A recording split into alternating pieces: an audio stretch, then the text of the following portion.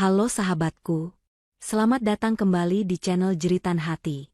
Apa rasanya jika semua kerja keras kita, semua yang kita bangun dari nol, hancur dalam satu malam?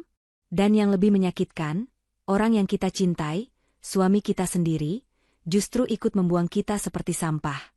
Kisah ini adalah tentang pengkhianatan yang paling menyakitkan. Tapi sebelum kita masuk ke ceritanya, saya mau pastikan dulu kita semua sudah terhubung. Yuk, bantu saya dengan menekan tombol like untuk video ini, dan pastikan sahabatku sudah subscribe channel Jeritan Hati ya, agar saya makin semangat. Dan yang paling penting, saya mau sapa sahabatku semua yang sudah setia menunggu. Absen dulu yuk di kolom komentar. Tulis nama kalian, asal kota, dan ketik, hadir. Saya ingin lihat, dari kota mana saja yang malam ini siap merasakan jeritan hati seorang Rena. Sudah? Baik. Kita mulai ceritanya. Rena berdiri mematung di tengah kantornya yang dulu megah. Kaca-kaca tinggi yang membingkai pemandangan kota kini, terasa seperti dinding penjara yang dingin. Di sekelilingnya, orang-orang asing berseragam rapi berjalan cepat, sibuk menempelkan stiker merah bertuliskan, disegel oleh kurator, di setiap aset perusahaan. Komputer, mesin produksi sampel di ruang R&D, meja mahoni yang dia pilih sendiri dengan penuh harap, bahkan foto pernikahannya dengan Kevin yang terbingkai perak di atas meja kerjanya. Suara selotip besar yang ditarik paksa untuk menyegel kardus-kardus dokumen terdengar, seperti robekan kain yang membelah hatinya. Renova Beauty, perusahaan kosmetik yang dia rintis dari garasi rumah orang tuanya, yang dia bangun dengan darah, keringat, dan air mata selama 10 tahun, dinyatakan pailit pagi ini. Semuanya hancur lebur dalam hitungan jam. Ponselnya bergetar hebat di dalam genggamannya. Puluhan panggilan tak terjawab dari bank, supplier, dan investor. Tapi Rena tidak sanggup mengangkatnya. Pandangannya kosong, menembus dinding kaca. Bagaimana ini bisa terjadi? Laporan keuangan terakhir yang dia lihat, yang disiapkan Kevin, menunjukkan laba yang stabil. Penjualan produk baru mereka meledak. Ini tidak masuk akal. Ini pasti mimpi buruk. Dia pasti akan bangun sebentar lagi. Tapi dinginnya ruangan ber-AC yang tiba-tiba terasa menusuk tulang, memberitahunya ini adalah kenyataan pahit. Dia mencengkeram lengannya sendiri, mencoba menahan gemetar yang mulai menjalari seluruh tubuhnya. Dia sendirian. Stafnya sudah dipulangkan sejak 2 jam lalu, banyak dari mereka menangis, menatapnya dengan tatapan antara kasihan dan menuduh. Pintu ruangannya didobrak terbuka dengan kasar. Kevin masuk. Suaminya. Harapan terakhirnya. Rena mengangkat wajahnya yang pucat, matanya memohon kekuatan. Tapi yang dia lihat bukanlah wajah seorang suami yang berduka atas musibah bersama. Wajah Kevin merah padam, urat-urat di lehernya menonjol, dan matanya menyiratkan amarah yang menakutkan. Kamu puas, Rena? Suara Kevin menggelegar, lebih keras dari suara para kurator di luar. Kamu berhasil. Kamu berhasil menghancurkan segalanya. Segalanya. Rena terhuyung mundur selangkah. Kevin, apa maksudmu? Aku tidak mengerti. Kita kehilangan segalanya. Kita? Kevin tertawa sinis, tawa yang membuat darah Rena membeku. Bukan, kita. Tapi, kamu. Ini semua salahmu. Ambisimu yang tidak terkendali. Kamu yang terlalu serakah. Tepat di belakang Kevin, muncul Bu Diana, ibu mertuanya, dan Rico, adik ipar Rena. Penampilan mereka sangat kontras dengan kekacauan di kantor itu. Bu Diana mengenakan setelan butik terbarunya, rambutnya disasak sempurna. Rico, pemuda pengangguran yang hidup dari kemewahan kakaknya, bersiul pelan sambil melihat sekeliling, seolah sedang menonton pertunjukan. Sudah ibu bilang dari dulu, Kevin. Bu Diana menimpali, suaranya tajam menusuk. Jangan terlalu memanjakan istri. Wanita ini ambisinya melebihi otaknya. Wanita itu kodratnya di dapur, mengurus suami. Tapi kamu sibuk mau jadi wanita karir, mau jadi hebat. Sekarang lihat, kamu tidak hanya menghancurkan dirimu sendiri, kamu menghancurkan nama baik keluarga kita. Rena menggelengkan kepalanya, air matanya mulai menggenang, rasa kaget dan bingung membuncah di dadanya. Ibu, ini musibah. Kenapa ibu bicara seperti itu? Ini perusahaan kita bersama. Aku bekerja keras untuk kalian juga. Untuk kami. Riko tertawa mengejek. Ah, Mbak Rena ini lucu sekali. Bilang saja Mbak serakah ingin kaya sendiri. Gara-gara Mbak bangkrut, uang jajan Riko jadi berhenti, kan? Hebat sekali rencanamu, Mbak. Dada Rena terasa sesak. Seolah ada tangan tak terlihat yang meremas jantungnya. Dia menatap Kevin, mencari pembelaan. Kevin, tolong. Kenapa mereka bicara seperti ini? Bukankah kamu yang mengurus semua keuangannya? Laporan terakhir yang kamu berikan padaku, semuanya baik-baik saja. Laporan? Kevin maju selangkah, menatap Rena dengan tatapan menghina.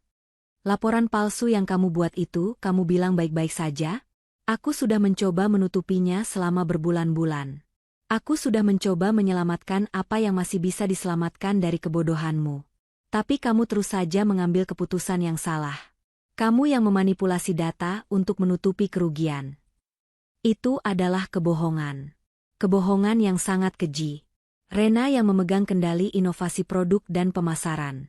Seluruh administrasi, keuangan, dan audit internal dia serahkan pada Kevin, suaminya sendiri, orang yang paling dia percayai di dunia. Dia tidak pernah curiga. Dia percaya sepenuhnya. Kini, melihat kilatan aneh di mata Kevin, dia sadar. Ini bukan musibah. Ini adalah jebakan. Tidak. Bisik Rena. Tidak mungkin. Kevin, kamu? Sudahlah. Tidak usah banyak alasan. Bentak Budiana, melangkah maju dan mendorong bahu Rena. Tidak usah pura-pura jadi korban. Kami semua tahu kamu yang menghancurkannya. Ibu sudah muak melihat mukamu. Gara-gara kamu, hidup kami jadi susah. Kevin, kamu tunggu apa lagi? Ceraikan saja wanita pembawa sial ini. Kata, ceraikan, menghantam Rena seperti pukulan telak di wajah. Di saat dia baru saja kehilangan karya hidupnya, di saat dia berada di titik terendah dalam hidupnya, keluarganya, keluarga suaminya, tidak memberinya pelukan, tapi justru mendorongnya ke jurang yang lebih dalam. Dia menatap Kevin, napasnya tercekat, menunggu suaminya membela pernikahan mereka. Kevin hanya menatapnya dengan dingin. Tidak ada cinta, tidak ada simpati. Hanya ada kekesalan, seolah Rena adalah beban yang sudah lama ingin dia singkirkan. Kita bicarakan itu nanti, desis Kevin. Sekarang, bereskan barang-barang pribadimu yang tidak berharga itu. Para kurator akan mengunci tempat ini 15 menit lagi. Kevin berbalik, merangkul ibunya yang tersenyum puas. Ayo, Bu, Riko. Kita pergi dari tempat terkutuk ini. Udara di sini penuh dengan kegagalan. Mereka bertiga, suaminya, ibu mertuanya, dan adik iparnya, berjalan keluar dari ruangan itu dengan langkah ringan, meninggalkan Rena yang kini benar-benar sendirian. Dia ambruk, berlutut di lantai yang dingin, dikelilingi puing-puing impiannya. Ini bukan hanya kebangkrutan. Ini adalah badai pengkhianatan yang paling kejam. Kaki Rena terasa seperti jeli, namun entah bagaimana berhasil membawanya keluar dari lobi gedung perkantoran yang megah itu. Satpam yang biasanya menyapanya dengan hormat kini memandangnya dengan iba, membukakan pintu untuknya terakhir kali tanpa sepatah kata pun. Udara sore yang lembab dan penuh polusi menerpa wajahnya, terasa seperti tamparan. Dunianya yang teratur, mewah, dan penuh kendali telah lenyap dalam 3 jam. Dia berdiri di trotoar yang ramai, orang-orang berlalu lalang mengejar bus dan taksi, tidak ada yang peduli pada wanita yang baru saja kehilangan segalanya. Tangannya yang gemetar merogoh tas, satu-satunya miliknya yang tidak disegel. Dia masih punya dompet dan ponsel. Dia harus pulang. Dia harus bicara dengan Kevin. Dia yakin ini semua adalah kesalahan besar. Mungkin Kevin marah di kantor karena malu dilihat para kurator. Tapi di rumah, di ruang pribadi mereka, dia pasti akan menjelaskan semuanya. Kevin akan memeluknya dan berkata mereka akan menghadapi ini bersama. Ya, pasti begitu. Kevin mencintainya. Budiana dan Riko hanya sedang emosi. Rena memesan taksi online, menggunakan sisa saldo di dompet digitalnya, menuju satu-satunya tempat yang tersisa, rumah. Perjalanan terasa memekakkan.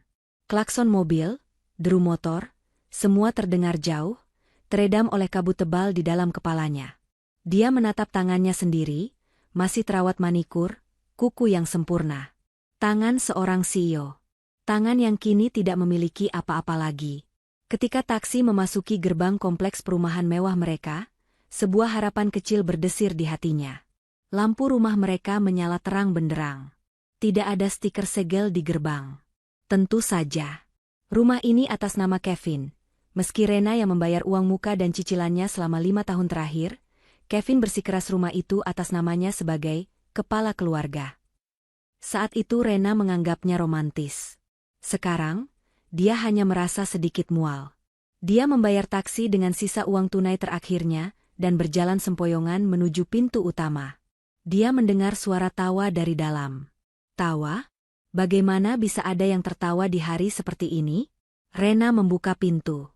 Ruang tamu mereka penuh dengan kardus-kardus besar dan koper-koper mewah.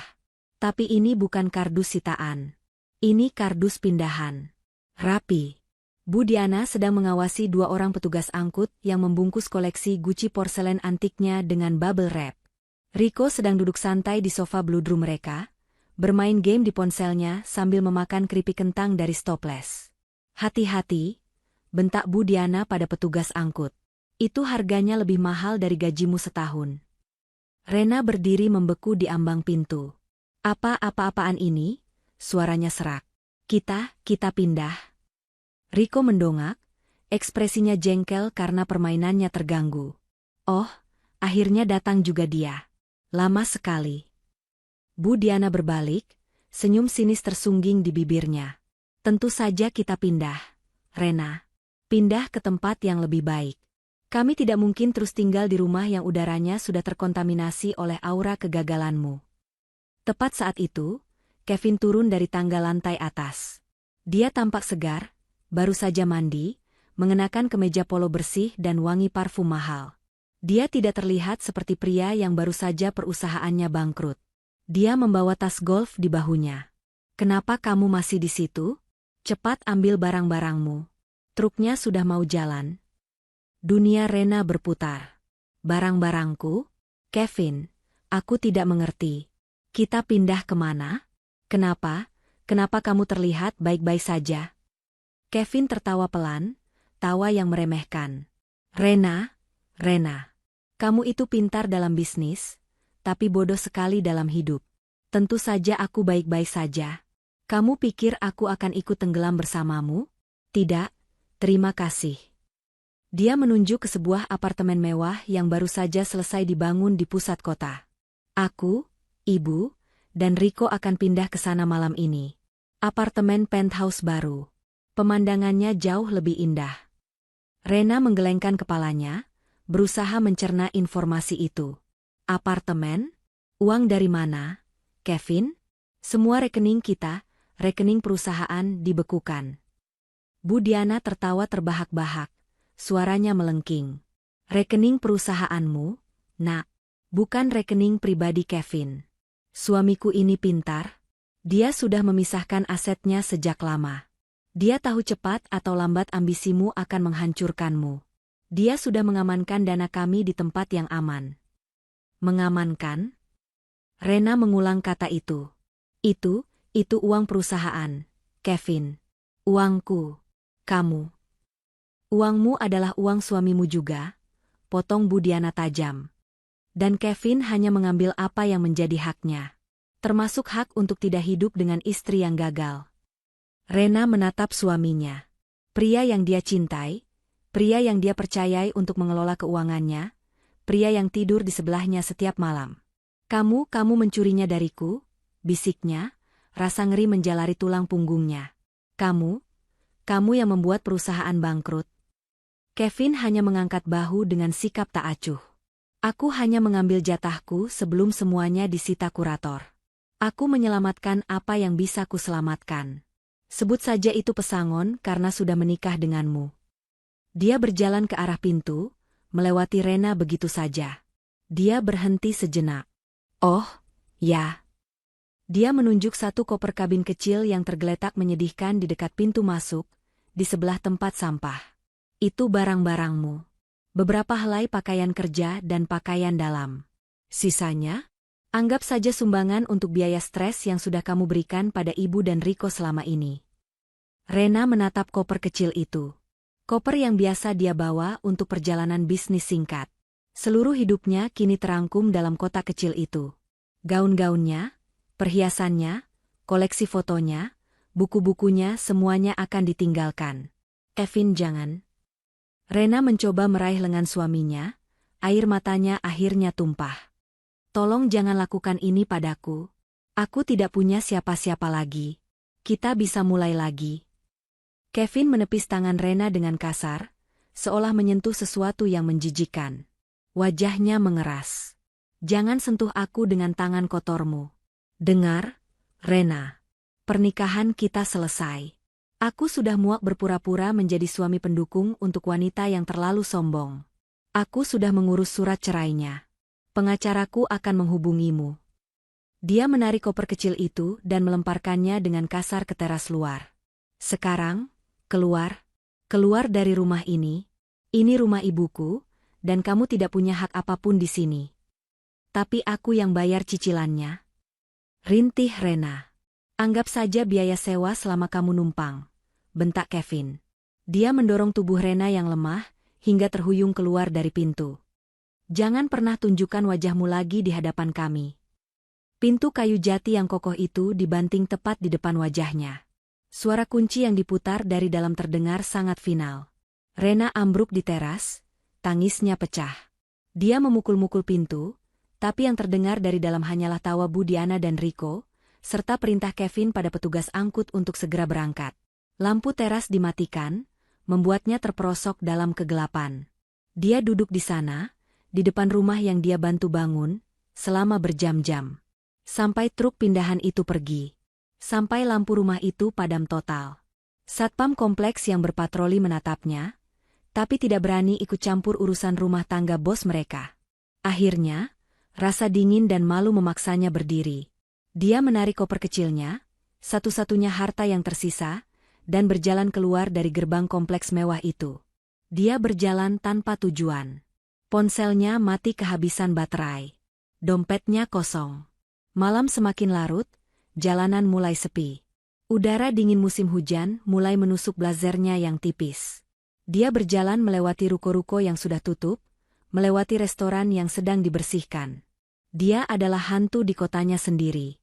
Kakinya melepuh, perutnya perih karena lapar, tapi yang paling sakit adalah hatinya yang hancur berkeping-keping. Dia akhirnya berhenti di depan sebuah toko pakaian kecil yang tampak tua. Toko itu memiliki teras kecil yang sedikit menjorok ke dalam, terlindung dari angin malam. Dia sudah tidak sanggup berjalan lagi. Rasa lelah yang luar biasa mengalahkan rasa malunya. Dia duduk di lantai keramik yang dingin dan kotor itu, memeluk koper kecilnya erat-erat sebagai bantal. Dia, Rena, CEO Renova Beauty yang fotonya pernah menghiasi majalah bisnis, kini terpaksa tidur di teras toko seperti seorang gelandangan.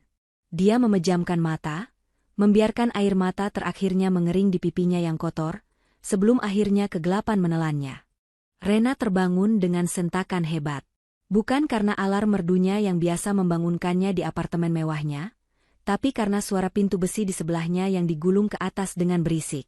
Cahaya matahari pagi yang pucat dan kejam, menusuk matanya yang bengkak dan perih, karena menangis semalaman. Sesaat, otaknya yang beku karena kedinginan dilanda kebingungan. Di mana dia? Dia mencium bau debu jalanan, bau got yang samar dari ujung gang, dan bau knalpot. Lalu dia melihatnya.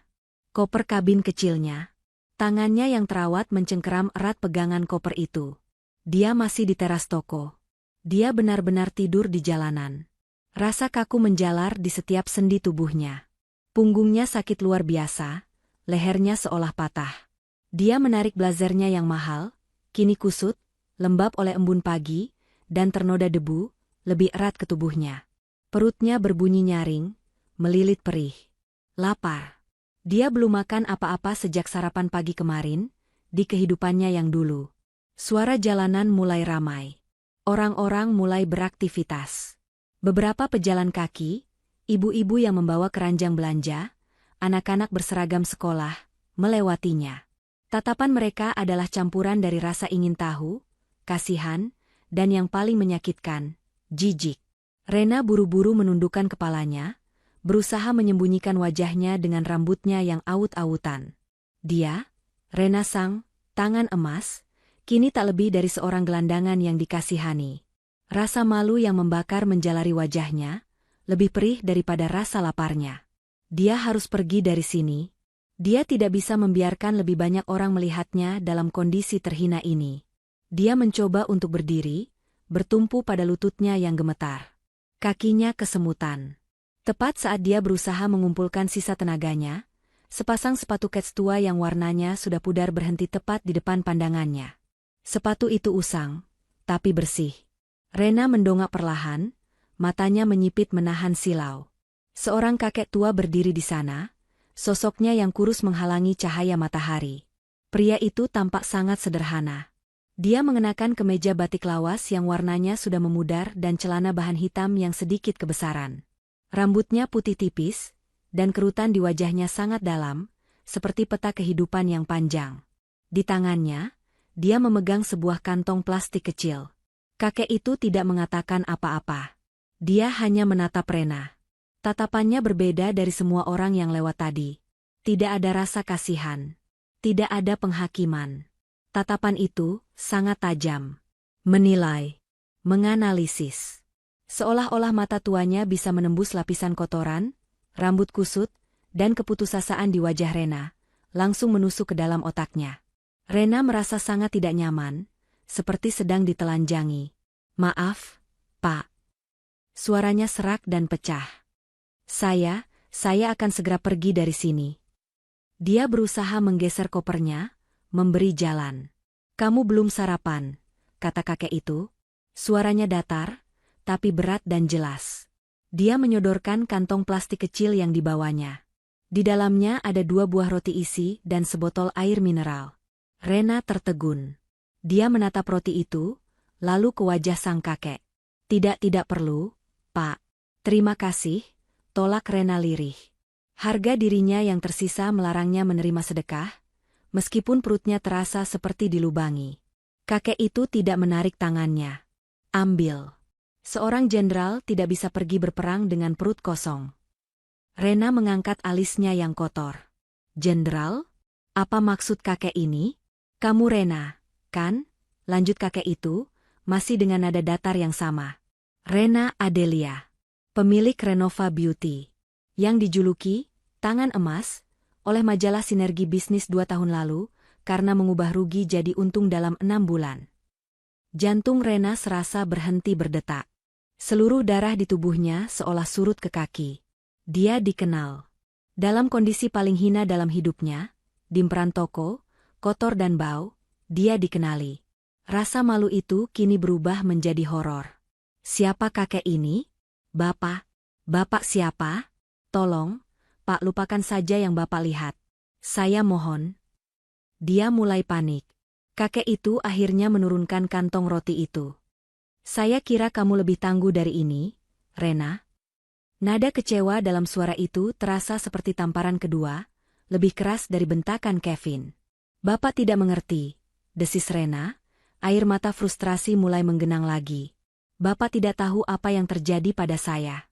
Saya dikhianati. Saya..."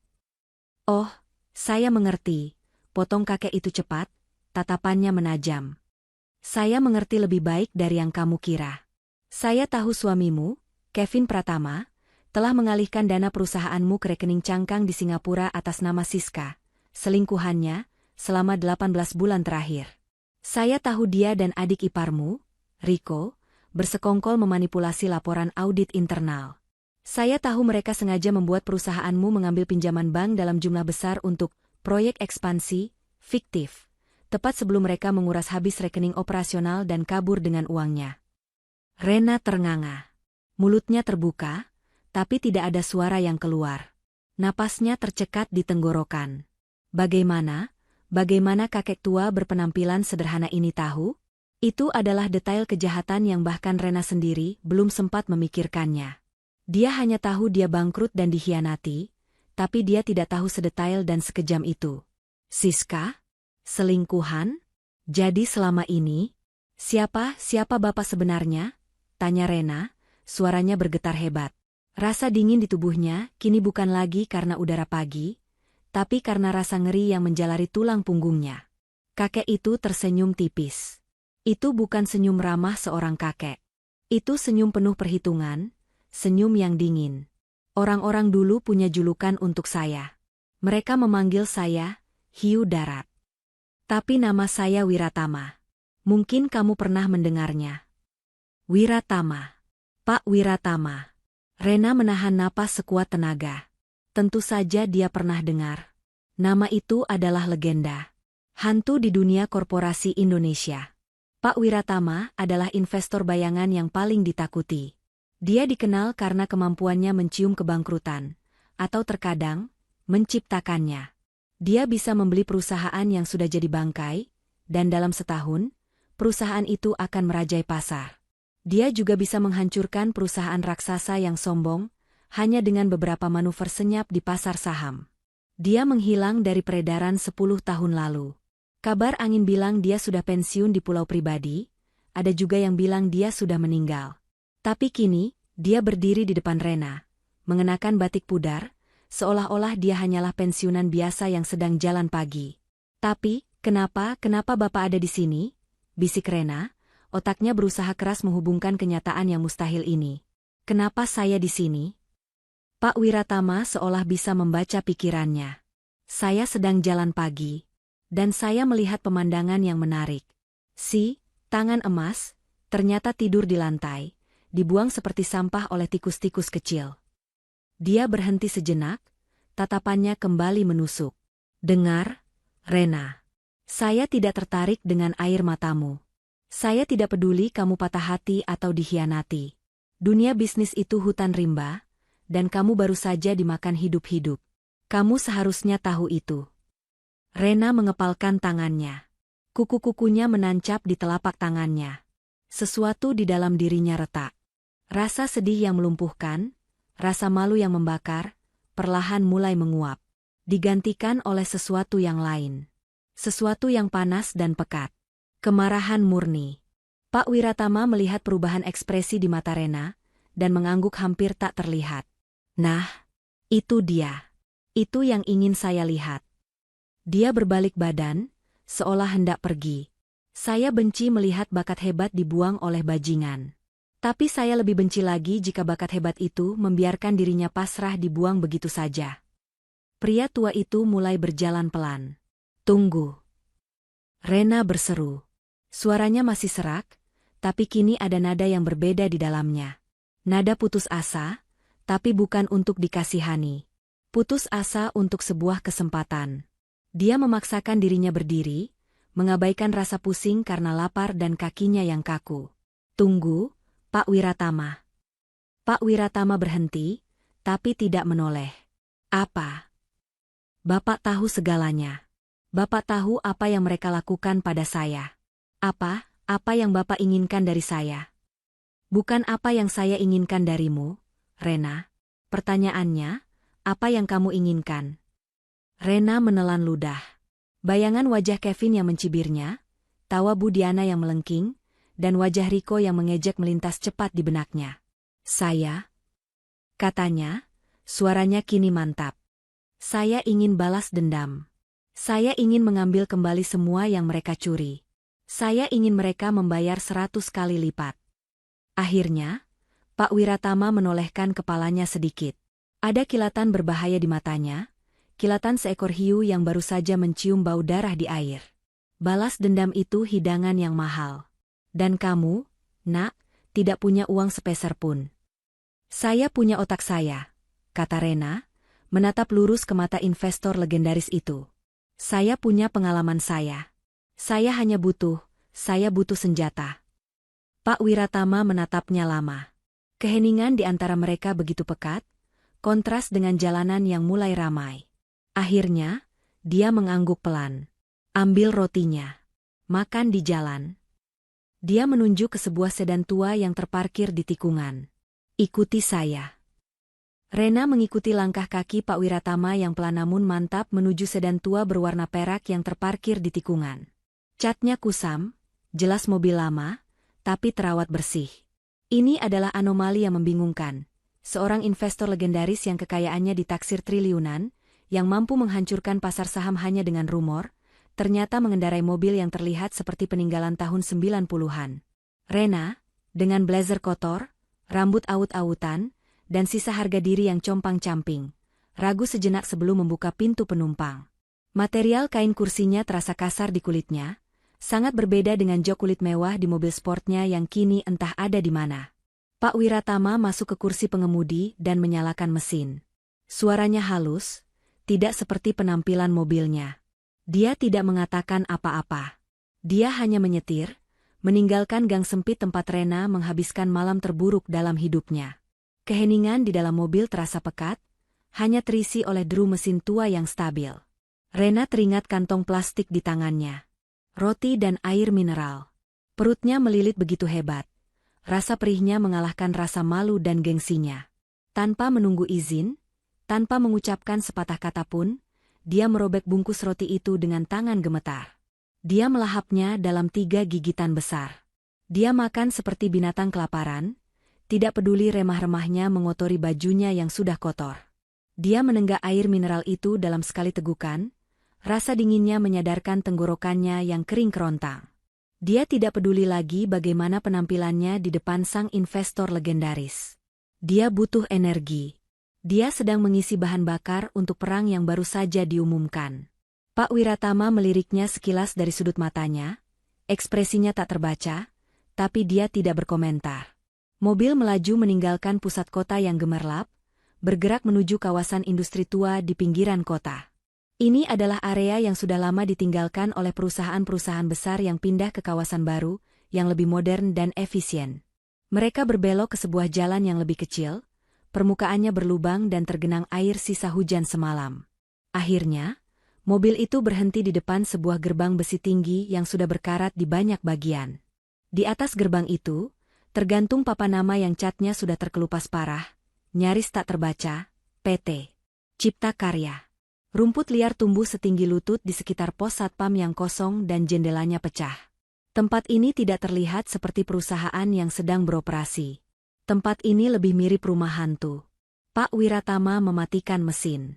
Kita sampai, katanya datar. Dia keluar dari mobil. Rena mengikutinya, jantungnya berdebar kencang. Ini senjatanya?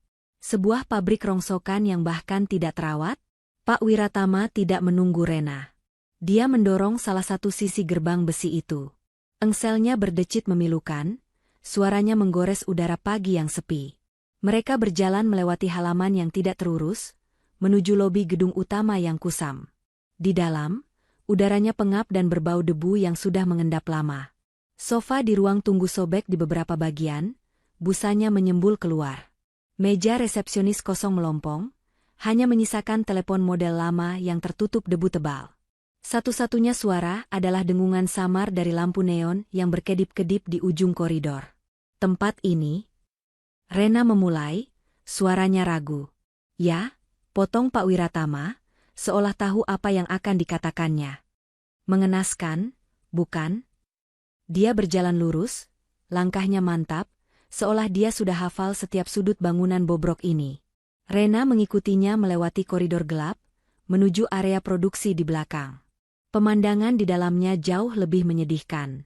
Sebuah aula yang sangat luas, dipenuhi puluhan, mungkin ratusan, mesin jahit industri. Tapi 90% dari mesin-mesin itu diam membisu, ditutupi terpal plastik putih yang sudah berubah warna menjadi kelabu karena kotoran. Hanya di satu sudut kecil yang paling terang, di bawah cahaya lampu yang temaram, sekitar 15 atau 20 orang, kebanyakan ibu-ibu parubaya, terlihat bekerja. Mereka bekerja tanpa semangat, gerakan tangan mereka lambat dan monoton, menyortir sisa-sisa kain perca. Mereka bahkan tidak mendongak ketika Rena dan Pak Wiratama masuk. Mereka adalah gambaran dari keputusasaan. Seorang pria kurus berkacamata tebal, mungkin berusia akhir 40-an, berlari kecil menghampiri mereka. Kemeja batiknya tampak lusuh dan warnanya pudar. Pak Wiratama, Bapak datang, katanya. Suaranya terdengar cemas dan sedikit takut. Maaf, Pak, kondisinya masih begini. Laporan bulan ini, laporannya makin buruk dari bulan lalu. Saya tahu, Bima, kata Pak Wiratama tenang. Dia menoleh ke Rena. Rena, kenalkan. Ini Pak Bima. Dia satu-satunya manajer produksi yang cukup bodoh, atau cukup setia, untuk tidak kabur dari kapal karam ini.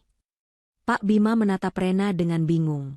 Matanya memindai penampilan Rena dari atas ke bawah, dari rambut lepek hingga blazer kotor, jelas bertanya-tanya siapa wanita muda berpenampilan berantakan yang dibawa oleh pemilik perusahaan hantu ini. Pak Wiratama tidak memberi waktu untuk basa-basi. Dia berjalan ke meja kerja terdekat yang relatif bersih dari debu, dan meletakkan sebuah map tebal berwarna merah marun di atasnya. Map itu sepertinya dia ambil dari mobil tadi. Dia membukanya. Isinya adalah lembaran-lembaran neraca keuangan, daftar utang supplier yang menggunung, dan rincian tunggakan gaji karyawan. Semuanya bertinta merah, menandakan kerugian. Ini adalah PT Cipta Karya, kata Pak Wiratama, suaranya menggema pelan di aula yang nyaris kosong itu. Perusahaan garmen yang dulu pernah jaya di era ayahnya. Sekarang sekarat. Utangnya menumpuk pada supplier kain. Listriknya akan diputus minggu depan karena menunggak 6 bulan, dan sisa karyawannya yang kamu lihat ini belum menerima gaji penuh selama 3 bulan. Rena menatap lembaran-lembaran kertas itu. Angka-angka kerugiannya sangat besar, jauh lebih besar dari utang perusahaannya sendiri yang baru saja disita. Ini bukan kapal karam. Ini adalah bangkai kapal yang sudah tenggelam puluhan tahun di dasar laut. Ini tidak mungkin diselamatkan. Bisik Rena, suaranya bergetar. Ini sudah mati. Ini hanya tumpukan abu. Tentu saja sudah mati, balas Pak Wiratama tajam. Kalau masih hidup dan sehat, saya tidak akan memberikannya padamu. Saya tidak butuh manajer, Rena. Saya butuh ahli nujum. Saya butuh tangan emas, yang kata majalah bisnis sombong itu bisa mengubah sampah jadi berlian. Dia menatap lurus ke mata Rena. Tatapannya begitu intens hingga Rena merasa tertusuk. Ini tantanganmu. Ini senjatamu. Sebuah perusahaan yang dibangun di atas abu. Dia menutup map itu dengan sekali sentak. Dengar baik-baik. Saya akan menalangi gaji karyawan yang tersisa untuk bulan ini, dan membayar tagihan listriknya agar tidak jadi gelap gulita. Hanya itu. Modal kerja? Cari sendiri. Ide? Pakai otakmu. Selebihnya, terserah kamu. Dia mendorong map merah itu ke arah Rena. Saya beri kamu waktu 6 bulan. 6 bulan dari hari ini. Hidupkan perusahaan ini. Buat dia bernapas lagi, buat dia menghasilkan untung. Rena menatap map merah itu. Ini gila. Ini misi bunuh diri. Dia tidak punya modal sepeser pun, tidak punya tim, tidak punya produk, dan dia harus memulai dengan utang miliaran. Tapi kemudian, bayangan wajah Kevin yang tertawa mengejek saat mengusirnya dari rumah terlintas lagi. Bayangan Bu Diana yang menyebutnya, wanita gagal pembawa sial. Kemarahan yang kemarin baru mulai menyala, kini berkobar seperti api yang membakar habis rasa takutnya. Dia lebih baik mati mencoba daripada hidup sebagai pecundang yang mereka hina. Apa imbalannya untuk saya? Tanya Rena, suaranya dingin dan mantap, mengejutkan Pak Bima yang berdiri di sebelahnya. Pak Wiratama tersenyum. Akhirnya, senyum, hiu darat, yang terkenal itu terlihat jelas. Dingin, penuh perhitungan, dan berbahaya. Jika kamu gagal, menghilanglah. Jangan pernah temui saya lagi. Anggap kita tidak pernah bertemu. Saya tidak punya waktu untuk kegagalan. Dia berhenti sejenak, membiarkan ancamannya meresap. Tapi jika kamu berhasil, jika dalam 6 bulan perusahaan ini kembali berdiri dan mencetak laba bersih, 51% saham PT Cipta Karya ini akan menjadi milikmu. Perusahaan ini akan menjadi milikmu. Rena menatap Pak Bima yang pucat pasi, menatap ibu-ibu yang bekerja tanpa harapan di sudut ruangan, lalu menatap map merah di depannya. Dia menarik map itu ke sisinya. Di mana ruang kerja saya? Tanyanya. Pak Bima tergagap. Ruang direktur ada di lantai 2, Nona. Tapi, sudah setahun lebih tidak dipakai. Sangat kotor dan listriknya mungkin. Saya tidak peduli, potong Rena. Pak Bima, kumpulkan semua sisa karyawan yang masih masuk.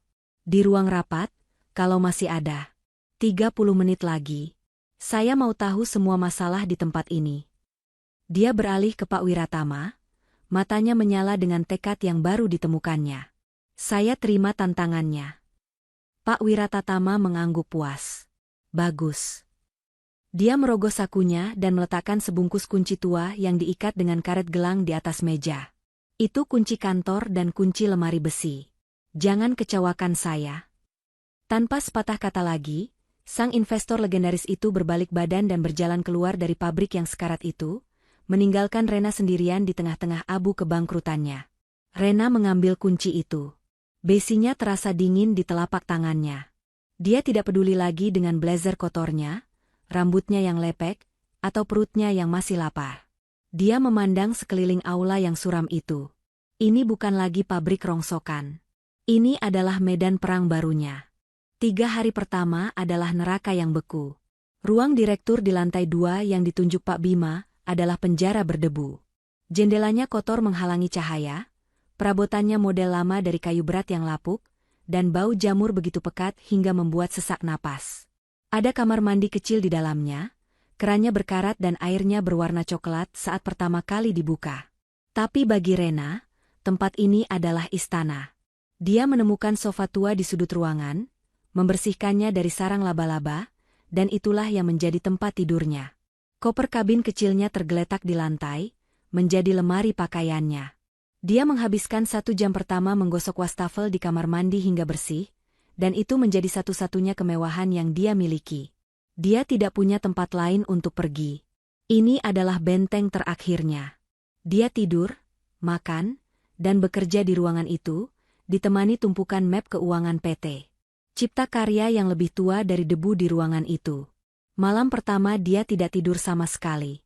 Ditemani Pak Bima, yang membawakannya sebuah lampu meja kerja agar mereka tidak bergantung pada lampu neon koridor yang berkedip, mereka menyisir pembukuan. Ini adalah manuver di ruang gelap yang sesungguhnya. Data-data itu ditulis tangan di buku besar yang tebal, sangat kontras dengan sistem digital canggih yang biasa dia gunakan di Renova Beauty. Tapi angka tidak pernah berbohong. Seperti yang dikatakan Pak Wiratama, perusahaan ini sekarat. Utangnya pada pemasok benang dan kain adalah yang terbesar. Tapi di balik tumpukan utang itu, Rena menemukan sesuatu yang menarik. Aset. Mesin-mesin jahit tua itu, meski tampak seperti rongsokan, adalah mesin kelas industri buatan Jerman. Model lama, tapi jika dirawat, mesin-mesin itu adalah kuda pekerja yang tangguh, jauh lebih baik daripada mesin-mesin digital baru buatan Tiongkok yang rapuh. Perusahaan ini tidak bangkrut karena kualitasnya buruk, tapi karena salah urus, kehabisan modal, dan tidak mampu beradaptasi dengan zaman. Paginya, Rena mengumpulkan 20 karyawan yang tersisa di kantin yang kotor. Mereka menatapnya dengan pandangan kosong. Rena tahu dia tampak menyedihkan. Dia mungkin masih bau jalanan, rambutnya diikat asal-asalan, dan blazer mahalnya kini terlihat seperti kain lab. Dia tidak mencoba membual. Dia tidak menjanjikan kekayaan. Dia berdiri di depan mereka dan meletakkan map merah tebal di atas meja. Selamat pagi, suaranya serak tapi tegas. Nama saya Rena. Seperti kalian, saya baru saja kehilangan segalanya. Mata-mata yang tadinya kosong itu, kini menunjukkan sedikit keterkejutan. Saya tidak punya uang untuk membayar gaji kalian. Lanjutnya, brutal dan jujur. Pak Wiratama hanya memberi kita napas untuk 1 bulan ini. Listrik akan menyala, dan tunggakan gaji kalian akan dibayar. Tapi bulan depan, tergantung kita. Dia membuka map itu. Tempat ini bangkrut. Kita memproduksi kain perca dan daster murah yang dijual kiloan, sementara kita punya mesin-mesin terbaik di kelasnya. Ini konyol. Dia menatap satu persatu wajah mereka. Saya tidak butuh karyawan yang menunggu gajian. Saya butuh pejuang. Saya butuh tim yang mau bekerja gila-gilaan bersama saya. Siapa di antara kalian yang bisa menjahit paling rapi? Seorang ibu parubaya bernama Bu Asih, yang kerutannya paling dalam, mengangkat tangan ragu-ragu. Bagus. Pak Bima, kumpulkan 5 penjahit terbaik yang kita punya. Namai mereka, tim elit. Mulai sekarang, kalian tidak menyentuh kain perca lagi. Rena kembali ke ruang kerjanya. Dia tahu dia tidak bisa mencari modal dari bank. Tidak dengan statusnya saat ini dan pembukuan perusahaan yang merah total. Dia hanya punya satu aset selain mesin-mesin tua itu, nama baiknya sendiri. Bukan nama baiknya sebagai CEO Renova Beauty yang kini hancur. Tapi reputasi, Rena Adelia, sebagai individu yang gila kualitas, reputasi yang dia bangun jauh sebelum Renova ada. Dia membersihkan telepon tua di mejanya, meniup debunya, dan menyambungkannya ke saluran yang baru saja dibayar oleh Pak Wiratama. Dia menekan sebuah nomor dari ingatannya. Nomor yang tidak ada di ponselnya, tapi terukir di otaknya. Nomor pribadi Direktur Kepatuhan sebuah bank swasta terbesar di negeri itu, Pak Tirtanata.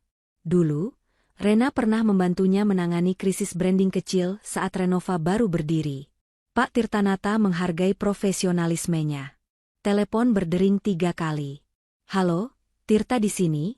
Suara di seberang terdengar berat dan sibuk. "Selamat pagi, Pak Tirta," kata Rena. Suaranya berusaha dia buat setenang mungkin, seolah dia sedang menelepon dari kantornya yang megah, bukan dari ruangan berdebu. "Ini Rena. Rena Adelia." Hening sejenak di seberang. Rena bisa mendengar helaan napas berat Pak Tirta. "Rena. Saya sudah dengar beritanya." Suara pria itu terdengar canggung, penuh simpati yang tidak Rena butuhkan. "Saya turut prihatin atas apa yang terjadi pada Renova. Dan pada Kevin. Terima kasih atas simpati Anda, Pak. Tapi saya tidak menelepon untuk itu." Rena menarik napas dalam-dalam. "Inilah pertaruhannya. Saya menelepon untuk menawarkan solusi. Saya dengar Bapak sedang membuka tender baru untuk vendor seragam korporat." Lagi-lagi hening. Kali ini lebih lama. "Rena, maaf," kata Pak Tirta, nadanya kini berubah profesional dan dingin. "Dengan segala hormat, bank kami punya standar tinggi. Kami tidak bisa bekerja dengan perusahaan yang baru saja dinyatakan pilot." "Bukan Renova," potong Rena cepat. "Saya sekarang memegang kendali penuh atas PT Cipta Karya, sebuah rumah produksi garmen lama. Dan saya tahu persis, vendor Bapak yang sekarang sering terlambat mengirim barang dan kualitas jahitannya menurun drastis dalam 6 bulan terakhir." Rena mendengar suara kursi berdecit di seberang. Dia berhasil menarik perhatiannya. "Bagaimana kamu tahu itu?" "Itu tidak penting," kata Rena. "Yang penting adalah, saya bisa memberikan kualitas jahitan setara jas butik dengan harga seragam korporat. Saya tahu standar bank Anda. Saya tahu apa yang Bapak inginkan. Saya tidak bisa memberikan proyek sebesar itu hanya berdasarkan klaim, Rena. Saya butuh bukti, portofolio." "Beri saya waktu," desak Rena. "Saya tidak minta kontraknya. Saya minta kesempatan presentasi. Beri saya waktu 48 jam. Saya akan bawakan prototipe seragam frontliner dan manajer untuk Bapak lihat. Gratis. Bapak tidak perlu membayar apapun. Jika Bapak tidak suka, Bapak bisa membuangnya ke tempat sampah dan saya tidak akan menelepon Bapak lagi. Tapi jika Bapak suka, kita bicara." Pak Tirta terdiam. Ini adalah tawaran yang gila. Tapi juga tawaran yang tidak merugikannya sama sekali. 48 jam itu waktu yang mustahil, Rena. Vendor kami butuh 2 minggu hanya untuk membuat sampel. Saya akan ada di lobi kantor Bapak. Hari Jumat, jam 10 pagi. Tanpa menunggu jawaban, Rena menutup teleponnya. Dia tidak memberi Pak Tirta kesempatan untuk berkata, tidak. Dia segera berlari menuruni tangga, mengabaikan lututnya yang sakit. Dia menemukan Pak Bima dan Bu Asih di sudut produksi. "Bu Asih. Pak Bima. Kita dapat kesempatan. Kita punya waktu 48 jam untuk membuat 2 setel seragam terbaik yang pernah ada di dunia ini." Pak Bima pucat pasi. "Tapi Nona, bahannya? Kita tidak punya bahan premium. Kita hanya punya sisa katun untuk dasta." "Kita punya," kata Rena. Dia teringat sesuatu yang dia lihat saat mengaudit gudang. "Semalam saya lihat di pembukuan. Ada 5 rol kain wol impor kualitas terbaik yang salah beli 5 tahun lalu dan tidak pernah terpakai karena terlalu mahal untuk produksi dasta. Di mana barangnya?" Mata Pak Bima melebar. Dia teringat. "Ada, Nona, di gudang belakang. Masih terbungkus plastik." Bagus, seru Rena. Energi yang sudah lama hilang kini membanjiri tubuhnya. Bu Asih, siapkan tim Anda. Pak Bima, bersihkan mesin-mesin terbaik itu. Kita tidak akan tidur selama 2 hari ke depan. Kita akan tunjukkan pada mereka apa yang bisa dilakukan oleh orang-orang yang sudah dibuang. Di sudut ruangan yang temaram itu, untuk pertama kalinya dalam setahun, mesin jahit tua buatan Jerman itu mulai berderu, suaranya meraung penuh harapan, membelah keheningan pabrik yang hampir mati itu. 48 jam berikutnya adalah kabut yang diisi oleh tekad baja, suara mesin jahit yang menderu, dan bau kain wol yang dipanaskan oleh setrika uap. Rena tidak tidur. Dia kembali ke elemennya, bukan sebagai CEO yang duduk di menara gading, tapi sebagai pejuang di garis depan. Dia menemukan bakat desainnya yang lama terpendam, menggambar ulang pola seragam bank itu dari ingatannya, menambahkan sentuhan modern yang elegan namun tetap terlihat profesional, garis kerah yang lebih tegas untuk kemeja pria, dan siluet blazer yang lebih ramping untuk wanita. Dia berdiri di samping Bu Asih dan tim elitnya, mengawasi setiap potongan kain, memastikan arah seratnya sempurna, memeriksa setiap jahitan. Jangan terburu-buru, katanya pada Bu Asih di jam ke-30, ketika mata timnya mulai memerah karena lelah. Saya tidak menjual kecepatan. Saya menjual kesempurnaan. Setiap jahitan harus lurus. Setiap kancing harus kokoh. Ini adalah surat perang kita. Pak Bima, melihat keseriusan Rena, bekerja seperti kesetanan. Dia membersihkan sendiri mesin-mesin terbaik itu, melumasinya dengan minyak yang dia simpan, memastikan mesin itu berjalan sehalus sutra. Karyawan lain, yang awalnya hanya melihat dengan pasif, mulai tergerak. Mereka secara sukarela membersihkan area kerja, membuatkan kopi kental untuk tim penjahit, dan menyiapkan lampu tambahan agar tidak ada bayangan yang mengganggu proses menjahit. Udara di pabrik yang tadinya berbau keputusasaan, kini berbau harapan, kopi, dan kerja keras. Tepat di jam ke-47, 30 menit sebelum batas waktu keberangkatan Rena, 2 set prototipe itu selesai. 1 setelan manajer pria dan 1 setel seragam frontliner wanita. Mereka menggantungnya di manekin kayu tua yang ditemukan Pak Bima. Hasilnya menakjubkan. Itu bukan seragam. Itu adalah sebuah karya seni. Jahitannya rapi tak bercela, kain wol impor itu jatuh dengan sempurna, dan desainnya memancarkan aura kemewahan yang subtil.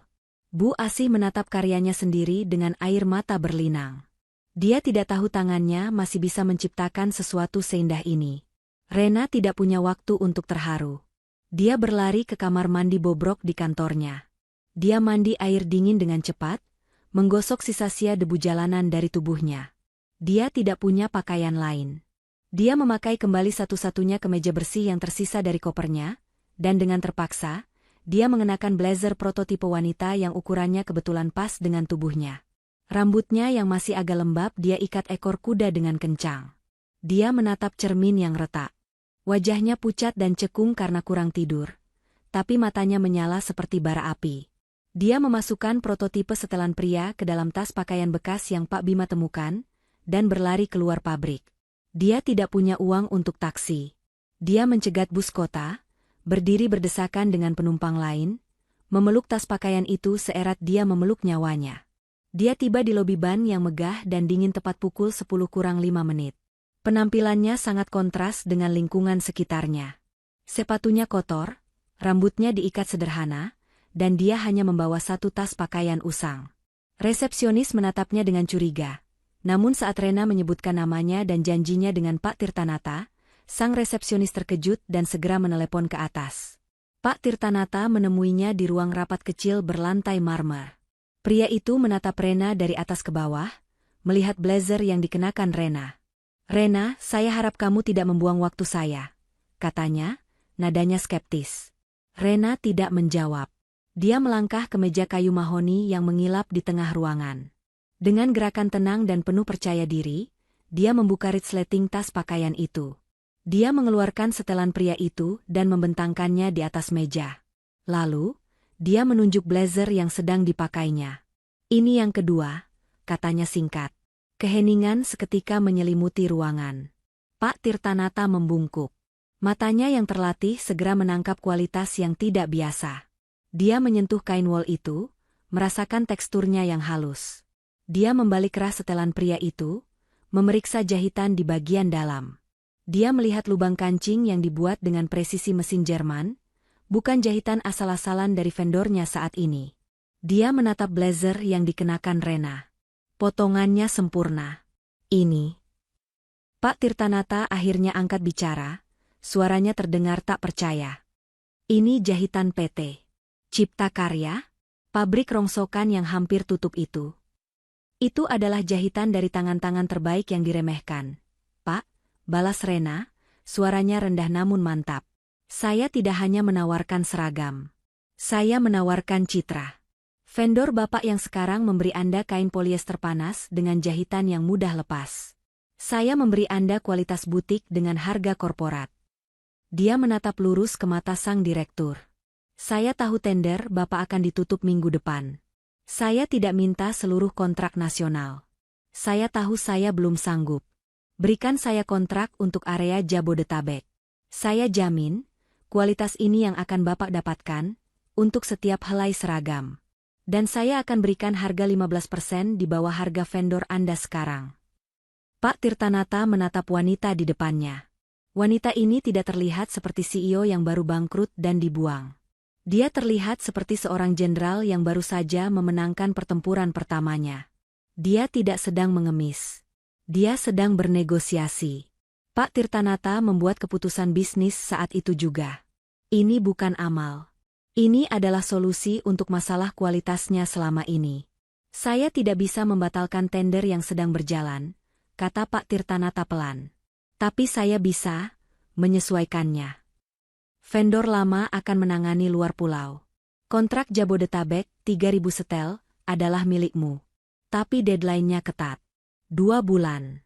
1 hari terlambat, kontrak batal dan denda berlaku. Jantung Rena berdebar kencang, tapi wajahnya tetap tenang. 2 bulan. Anda akan mendapatkan seragam Anda, Pak. Terima kasih atas kepercayaan Anda. Di saat yang hampir bersamaan, di sebuah restoran hotel bintang 5 di pusat kota, Kevin sedang mengangkat gelas sampanyenya. Di hadapannya duduk Bu Diana, Rico, dan seorang wanita muda cantik berpenampilan glamor bernama Siska. Untuk kencana global, kata Kevin lantang, tersenyum angkuh. Perusahaan baru kita. Dan untuk kesepakatan besar pertama kita yang akan segera datang. Bu Diana tertawa senang. Bagus, Kevin. Ibu bangga padamu. Akhirnya kamu singkirkan parasit pembawa sial itu. Lihat. Kan? Tanpa dia, rezekimu langsung lancar. Rico menimpali, tentu saja, Bu. Dengan otak Kak Kevin dan pesona Kak Siska, kita pasti akan kaya raya. Kevin sangat percaya diri. Dia sudah mengincar tender seragam bank tempat Pak Tirtanata bekerja. Dia sudah mendengar vendor lama sedang bermasalah.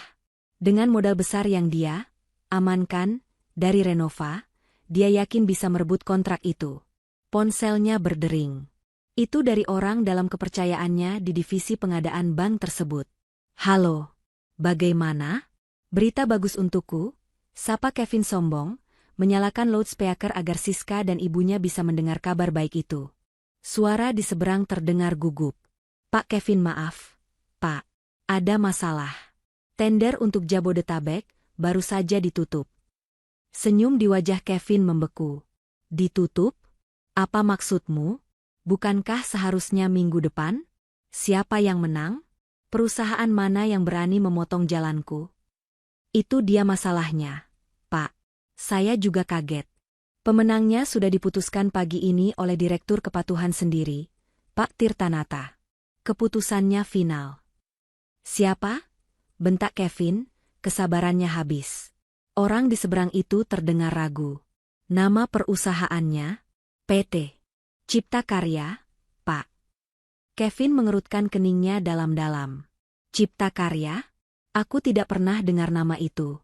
Perusahaan antah berantah mana itu? Bu Diana dan Rico saling berpandangan bingung. Itu pasti perusahaan cangkang. Pasti ada permainan kotor. Kamu. Saya sudah cek cepat, Pak. Potong orang itu, suaranya ketakutan. Itu perusahaan garmen tua yang hampir bangkrut. Tapi yang aneh, nama penanggung jawab yang terdaftar untuk proyek ini, nama yang baru saja dimasukkan pagi ini. Siapa namanya? Teriak Kevin, wajahnya mulai memerah karena marah. Rena, Pak. Rena Adelia. Gelas sampahnya di tangan Kevin terlepas dari genggamannya. Gelas itu jatuh ke piring porselen di depannya dan pecah berkeping-keping. Suaranya nyaring memecah kemewahan di ruangan itu. Wajah Siska pucat pasi. Bu Diana melotot tak percaya. Apa katamu? Desis Kevin, suaranya bergetar antara amarah dan rasa tidak percaya. Rena? Tidak mungkin. Wanita itu sudah jadi gelandangan. Bagaimana mungkin dia? Guncangan pertama telah menghantamnya, di tengah perayaannya sendiri. Kabar kemenangan tender 3.000 setel seragam dari bank besar itu, menyebar seperti api di pabrik kecil yang nyaris mati itu. 20 karyawan yang tersisa, yang tadinya bekerja hanya untuk menunggu pesangon terakhir, kini menatap Rena dengan pandangan berbeda. Mereka melihat prototipe yang tergantung di manekin, lalu menatap kontrak di tangan Rena. Mereka tidak lagi melihat wanita gelandangan yang menyedihkan. Mereka melihat seorang komandan. Namun, euforia itu hanya bertahan beberapa jam. Realitas menghantam mereka dengan brutal. Pak Bima, dengan wajah pucat dan dahi berkeringat, menghampiri Rena di kantor direktur yang masih berdebu. Dia membawa buku catatan kecil yang penuh angka. Nona Rena, katanya, suaranya bergetar. Ini tidak mungkin. Rena mendongak dari tumpukan data supplier lama yang sedang dia pelajari. Apanya yang tidak mungkin, Pak Bima? 3.000 setel dalam 2 bulan. Pak Bima menunjuk angkanya. Kita hanya punya 20 karyawan yang masuk, 15 diantaranya penjahit.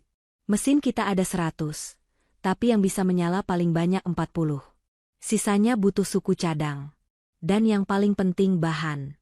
Kita butuh ribuan meter kain wol premium, ribuan resleting, ribuan kancing. Kita tidak punya uang sepeser pun untuk membeli itu semua. Pak Wiratama sudah membayar gaji dan listrik, tapi dia bilang tidak akan memberi modal kerja. Pak Bima tampak putus asa.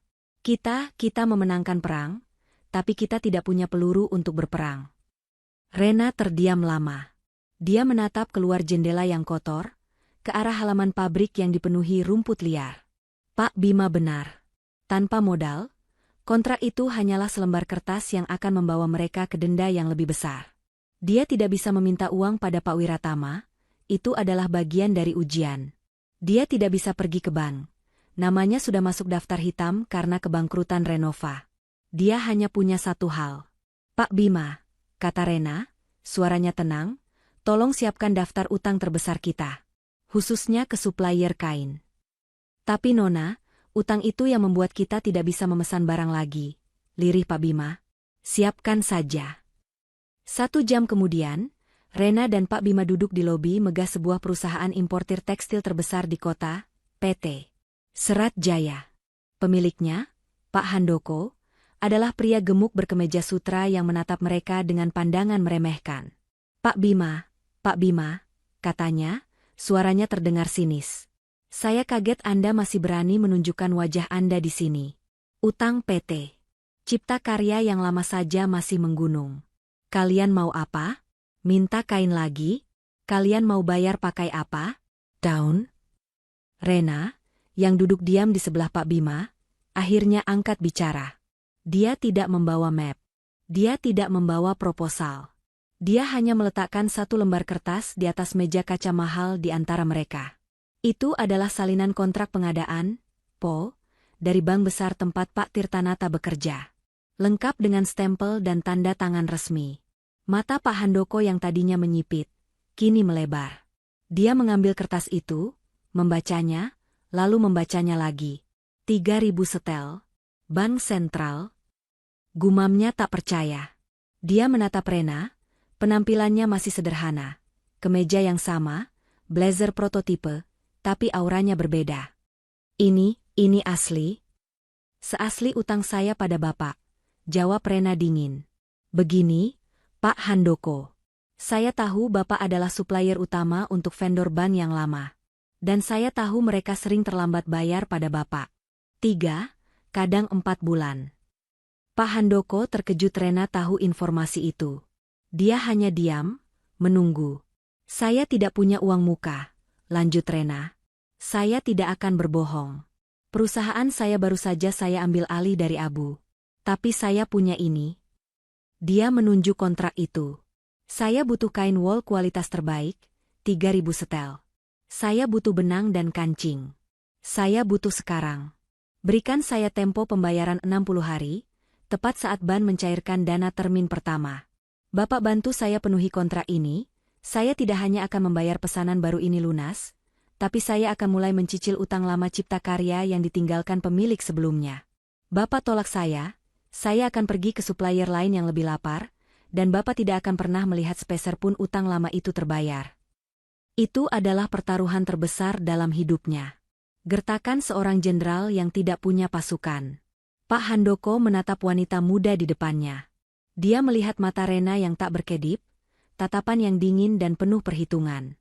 Dia melihat Poban yang sangat valid. Pak Handoko adalah pebisnis. Dia benci utang macet, tapi dia lebih benci lagi kehilangan kesempatan emas. Dia tersenyum lebar. Nona Rena, selamat datang di PT Serat Jaya. Mari kita bicara tentang warna kain yang Anda butuhkan. 2 hari kemudian, beberapa truk kontainer pertama berisi gulungan kain premium tiba di gerbang PT Cipta Karya. Kedatangan truk itu seperti sinyal suar. Pak Bima, atas perintah Rena, segera menghubungi mandor-mandor lama dan memanggil kembali 50 mantan karyawan Cipta Karya yang paling terampil, yang selama ini menganggur. Rena menggunakan sebagian kecil dana talangan dari Pak Wiratama yang seharusnya untuk operasional, dan membayarkannya sebagai uang komitmen untuk para pekerja baru itu. Aula produksi yang tadinya senyap, kini kembali bergemuruh. Suara puluhan mesin jahit Jerman yang diperbaiki Pak Bima kini bernyanyi serempak. Rena mengubah tim elit Bu Asih menjadi pengawas kualitas. Dia menerapkan standar Renova Beauty di pabrik garmen. Tidak ada satu benang pun yang boleh miring. Di tengah kesibukan produksi yang gila-gilaan itu, Rena tidak melupakan tujuan utamanya. Dia bekerja siang dan malam, tidur hanya 3 jam di sofa kantornya, tapi sebagian waktunya dia gunakan untuk hal lain. Investigasi rahasia. Sementara itu, di penthouse mewahnya, Kevin sedang mengamuk. Dia membanting ponselnya ke lantai marmer setelah gagal mendapatkan informasi apapun tentang PT Cipta Karya. Sialan, teriaknya. Perusahaan hantu mana ini? Bagaimana bisa Tirtanata memberikan proyek sebesar itu pada perusahaan gembel yang tidak jelas? Bu Diana mendekatinya, memijat pelipisnya. Sabar, Kevin. Mungkin itu hanya kesalahan administrasi. Mungkin Rena hanya jadi sales di sana. Aku tidak peduli, bentak Kevin. Aku tidak mau wanita itu bangkit lagi. Dia harus tetap di jalanan. Rico. Dia memanggil adiknya yang sedang bermain game. Cari tahu. Pergi ke bank, suap satpamnya, cari alamat Cipta Karya. Aku mau tahu siapa di belakangnya. Rena tahu waktunya sempit. Dia harus mendapatkan bukti sebelum Kevin menyadari siapa lawannya dan mulai menyerangnya. Dia memanggil Pak Bima ke ruangannya, larut malam. Pak Bima, katanya pelan, saya butuh bantuan Anda. Ini tidak ada hubungannya dengan garmen. Ini tentang Renova Beauty. Wajah Pak Bima mengeras. Saya tahu, Nona. Saya selalu merasa ada yang tidak beres. Saya pernah mencoba mengirimkan penawaran seragam untuk karyawan pabrik Renova tahun lalu. Penawaran saya jauh lebih murah dan kualitasnya lebih baik. Tapi ditolak mentah-mentah oleh Pak Kevin. Anehnya, sebulan kemudian, saya dengar Renova menunjuk vendor baru, perusahaan yang baru berdiri, namanya Kencana Global. Harganya 3 kali lipat dari penawaran saya. Mata Rena menyipit. Kencana Global. Itu nama perusahaan baru Kevin dan Siska. Jadi, dia sudah merampok saya jauh sebelum dia membuat saya bangkrut. Saya rasa begitu, Nona, kata Pak Bima. Dan saya mungkin tahu siapa yang bisa membantu. Agus. Dia dulu kepala IT di Renova. Orangnya jujur, tapi dia dipecat 3 bulan lalu tanpa pesangon oleh Pak Kevin. Katanya karena efisiensi. Saya dengar dia sangat dendam. Dia pasti menyimpan sesuatu. Rena segera meminta Pak Bima mengatur pertemuan. Besoknya, di sebuah warung kopi kecil jauh dari pusat kota, Rena bertemu Agus. Pria muda itu tampak kuyu, tapi matanya menyala marah saat melihat Rena. "Bu Rena, saya turut prihatin. Saya tahu ini semua ulah dia." "Agus, saya tidak punya banyak waktu," kata Rena langsung. "Saya butuh bukti. Semua yang kamu punya. Aliran dana, email, apapun." Agus tersenyum pahit. "Saya tahu hari ini akan datang." Dia merogoh tas ranselnya dan mengeluarkan sebuah flash drive berwarna hitam. "Saya dipecat karena saya bertanya terlalu banyak soal tagihan fiktif dari Kencana Global. Sebelum Pak Kevin mengunci akun saya membuat salinan penuh dari server email dan folder keuangan pribadinya. Untuk jaga-jaga." Dia menyerahkan flash drive itu. "Semua ada di sini, Bu. Aliran dana ke rekening pribadi Siska. Email perintah Kevin kepada manajer keuangan untuk memalsukan laporan laba rugi agar bisa mengajukan pinjaman bank. Dan ini yang paling buruk. Saya juga menyalin rekaman CCTV dari ruang kerja Pak Kevin." Malam itu, pabrik masih bergemuruh dengan suara mesin jahit shift kedua. Tapi di kantor direktur di lantai 2, suasananya sunyi senyap. Rena memasukkan flash drive itu ke laptop tua yang baru diperbaiki Pak Bima.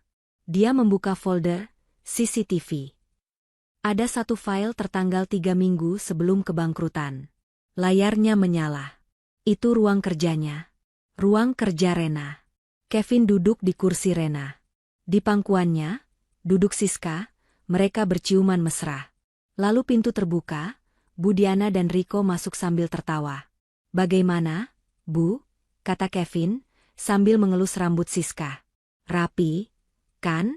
Si bodoh itu baru saja tanda tangan persetujuan pinjaman bank 50 miliar.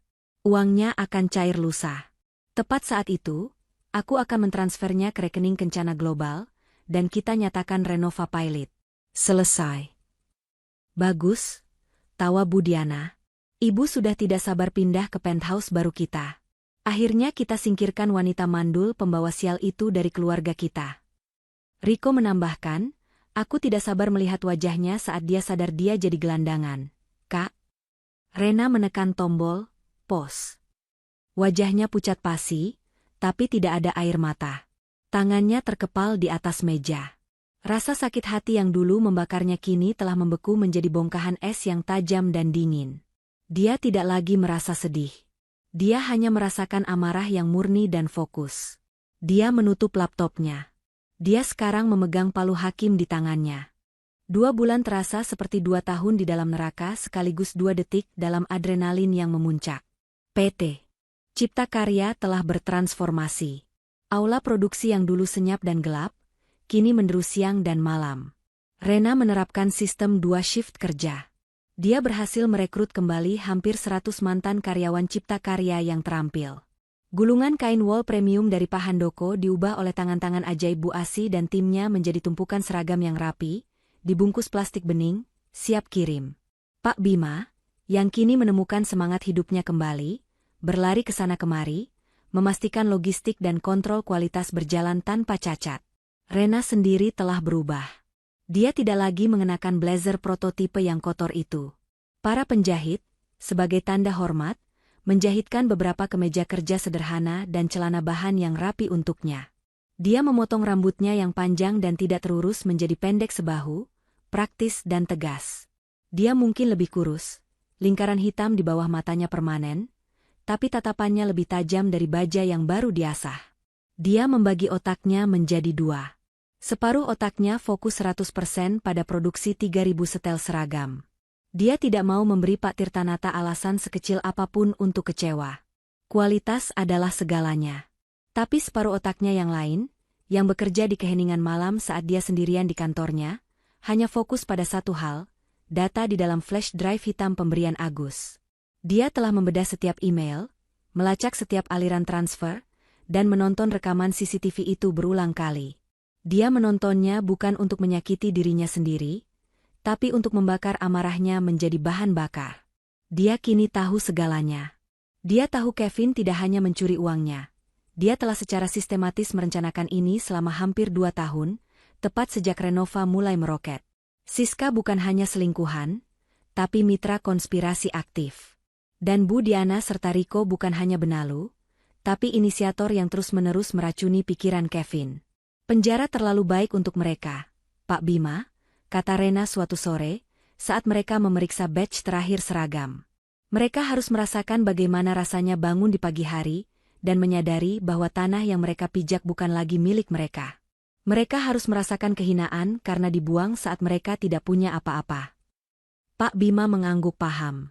Jadi, kapan kita serahkan buktinya, Nona? Belum, jawab Rena. Kevin masih memiliki aset. Aset yang dia beli dengan uang saya. Penthouse itu, mobil-mobil sportnya, dan yang paling penting gedung pabrik Renova yang lama. Dia membelinya sangat murah saat lelang pilot yang dia atur sendiri. Selama dia masih punya uang, penjara hanya akan jadi liburan singkat baginya. Kita harus mengambil semuanya. Sampai ke akar-akarnya. Di sisi lain kota, di dalam penthouse mewah yang mulai terasa dingin, suasana tidak seharmonis dulu.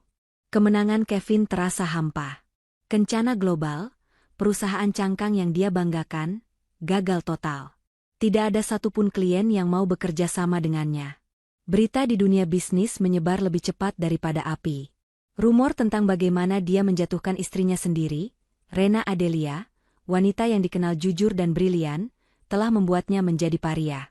Pak Tirtanata, yang kecewa karena nyaris tertipu, secara informal telah memasukkan nama Kevin ke dalam daftar hitam di antara rekan-rekan bankirnya. Tidak ada yang mau menyentuhnya. Uang curian 50 miliar itu, yang terasa begitu banyak di awal, kini menyusut dengan kecepatan mengerikan. Biaya perawatan penthouse yang selangit, gaya hidup mewah Bu Diana yang menolak untuk diturunkan, tuntutan Riko akan mobil baru, dan tentu saja, liburan Siska ke Eropa, menggerogoti tabungan itu hari demi hari. Kevin. Kartu kredit ibu ditolak lagi. Teriak Bu Diana suatu pagi dari meja makan. Ini memalukan. Apa kata teman-teman ibu nanti? Kamu bilang kita akan hidup lebih enak. Riko menimpali, iya, Kak. Uang jajanku belum ditransfer. Bagaimana aku mau servis mobil? Kevin membanting cangkir kopinya ke meja marmer. Kalian bisa diam tidak? Kalian pikir mencari uang itu gampang? Kalian hanya tahu menghabiskan. Proyek bank itu gagal. Semua proyek gagal. Siska, yang sedang memoles kukunya, mendongak. Sayang, jadi kita tidak jadi beli tas edisi terbatas itu? Kamu kan sudah janji. Diam, bentak Kevin, wajahnya merah padam. Dia panik. Kreditor untuk Kencana Global, yang dia dirikan dengan utang untuk menutupi jejak uang curiannya, mulai menelepon. Dia butuh suntikan dana segar. Cepat. Matanya liar memandangi apartemen itu. Dia tidak mungkin menjual ini, ibunya akan membunuhnya. Dia harus menjual sesuatu yang lain. Sesuatu yang besar. Sesuatu yang dia dapatkan dengan bersih. Matanya tertuju pada satu map dokumen di laci kerjanya, sertifikat gedung pabrik Renova Beauty. Dia membelinya hanya seharga 5 miliar dalam lelang palsu yang dia atur. Harga pasarnya sekarang setidaknya 30 miliar. Dia akan menjualnya. Dia tidak mau menjualnya di pasar terbuka, itu akan menarik terlalu banyak perhatian. Dia mengatur sebuah lelang terbatas, hanya mengundang beberapa investor properti dan perusahaan investasi swasta. Dia butuh penjualan cepat, tidak peduli jika harganya sedikit di bawah pasar. Berita tentang lelang terbatas itu sampai ke telinga Pak Wiratama dalam hitungan jam. Hiu darat itu memiliki mata dan telinga di setiap sudut pasar.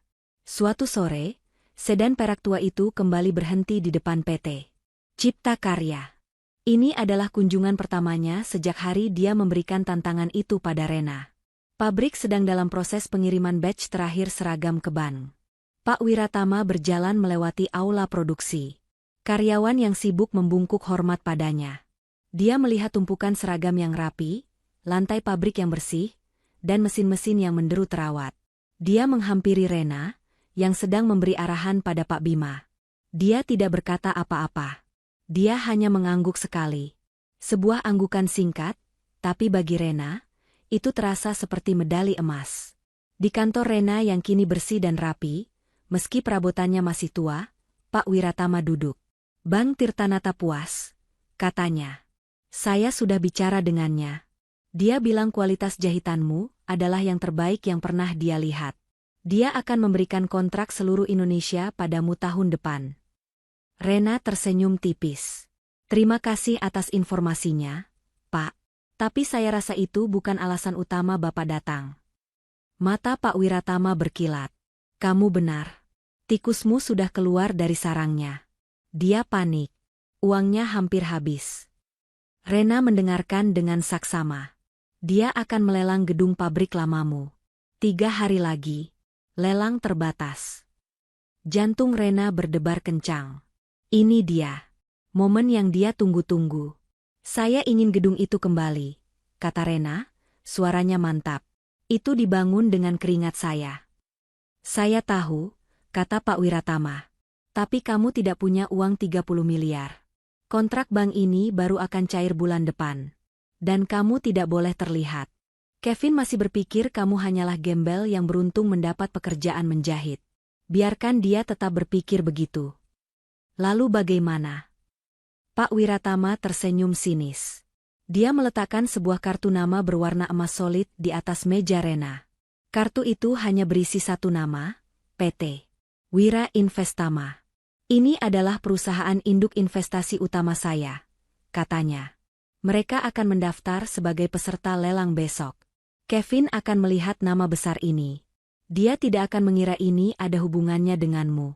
Dia akan mengira dewa penyelamatnya telah datang. Dia akan berpikir dia akan mendapatkan durian runtuh dari hiu darat yang legendaris.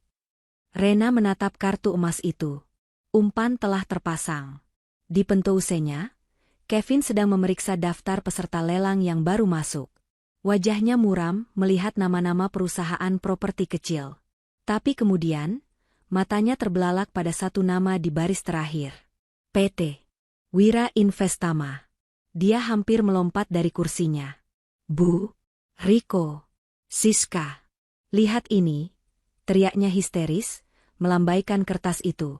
PT Wira Investama, perusahaan induknya Pak Wiratama.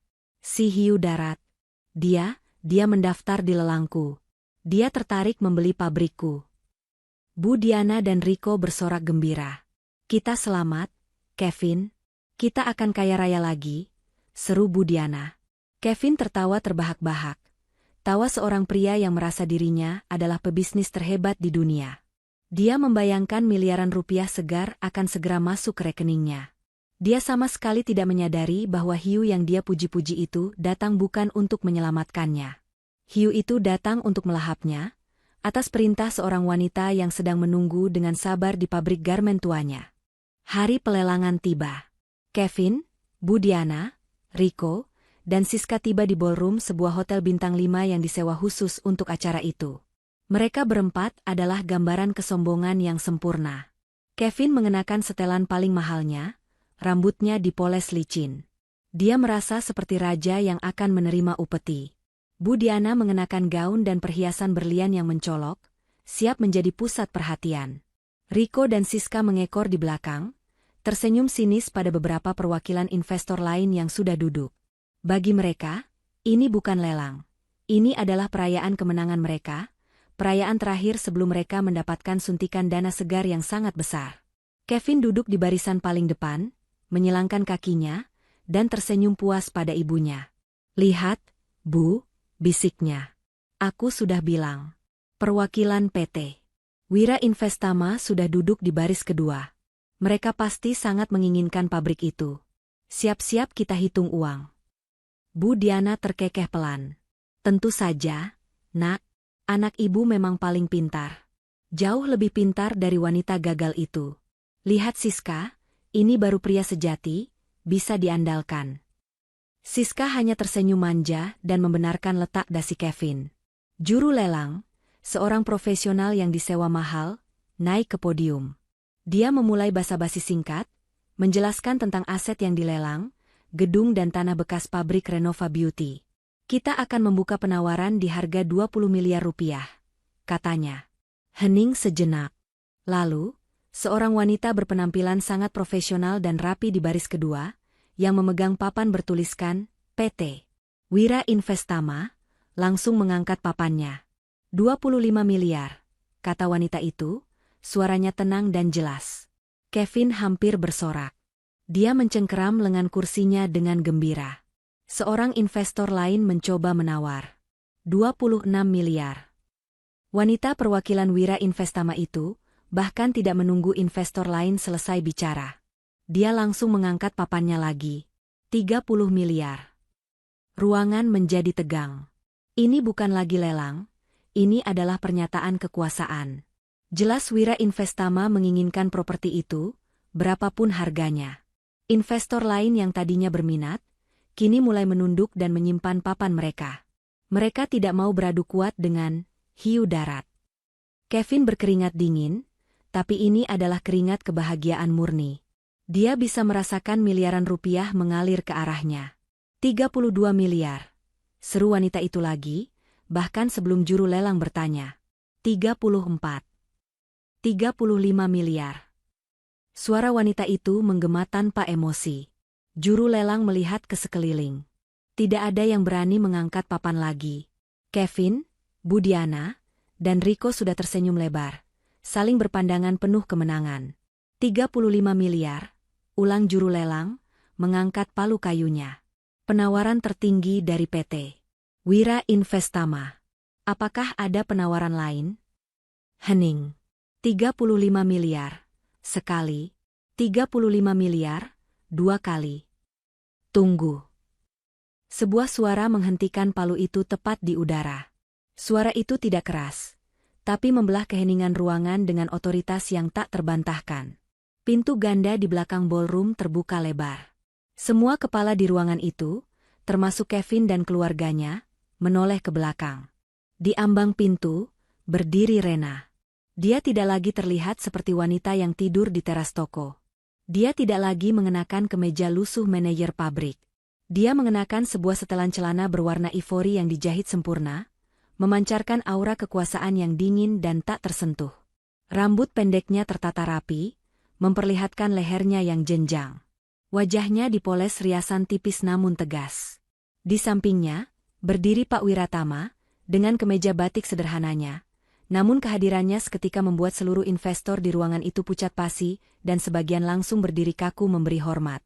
Senyum di wajah Kevin membeku. Wajahnya berubah dari merah sombong menjadi putih pucat seperti kertas dalam hitungan detik. Rena, desisnya, suaranya tercekat. Budiana membelalakan matanya tak percaya. Wanita gembel itu.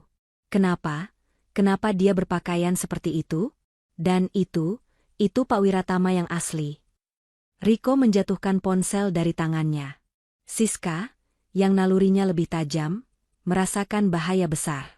Dia perlahan-lahan melepaskan tangannya dari lengan Kevin, menciptakan jarak. Rena mulai berjalan. Pelan. Menyusuri lorong karpet di antara kursi-kursi.